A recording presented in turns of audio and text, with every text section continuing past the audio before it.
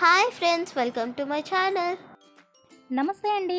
ఈరోజు మన ఈ వీడియోలో చికెన్ సూప్ని చూపించబోతున్నాను. ఈ చికెన్ సూప్ని చాలా ఈజీగా టేస్టీగా ఎలా చేయాలో చేసి చూపిస్తాను.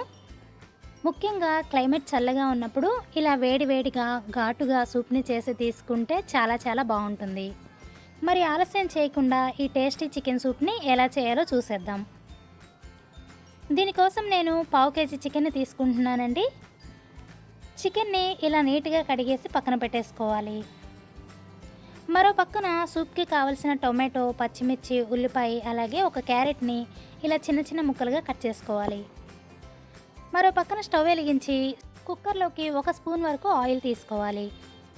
ఆయిల్ బాగా వేడైన తర్వాత దీనిలోని మనం కట్ చేసి పక్కన పెట్టుకున్న క్యారెట్ ముక్కల్ని, ఉల్లిపాయ ముక్కల్ని అలాగే పచ్చిమిర్చి, టొమాటో ముక్కల్ని కూడా వేసేసుకోవాలి.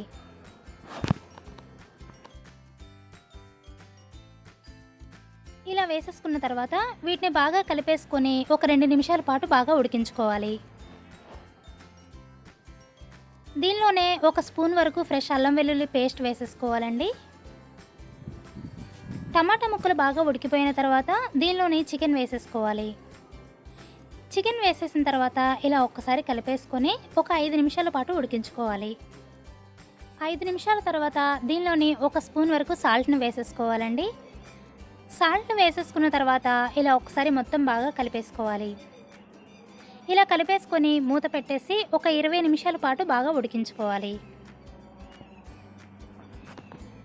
20 నిమిషాల తర్వాత చూడండి, చికెన్లోని వాటర్తోని చక్కగా ఉడికిపోయిందండి. చికెన్ ఇలా వైట్ కలర్లోకి వచ్చింది కదా.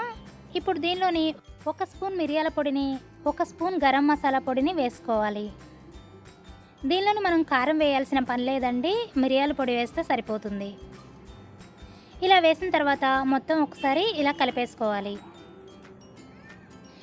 ఇలా కలిపేసుకున్న తర్వాత దీనిలో నేను 1 గ్లాస్ వరకు వాటర్ని తీసుకుంటున్నాను. ఒకవేళ మీకు ఎక్కువ సూప్ కావాలంటే 2 గ్లాసులు వాటర్ని తీసుకోవచ్చు.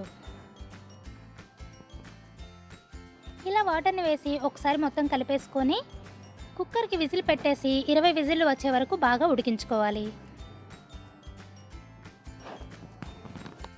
20 విజిల్లు వచ్చిన తర్వాత స్టవ్ ఆఫ్ చేసుకొని విజిల్లోని ఆవిరంతా పూర్తిగా పోయిన తర్వాత కుక్కర్ పైన మూతను తీసివేయాలి. మరోసారి స్టవ్ వెలిగించి మంటను మీడియం ఫ్లేమ్లో పెట్టి ఇలా స్పూన్తో కలుపుకుంటూ మరో 15 నిమిషాల పాటు బాగా ఉడికించుకోవాలి.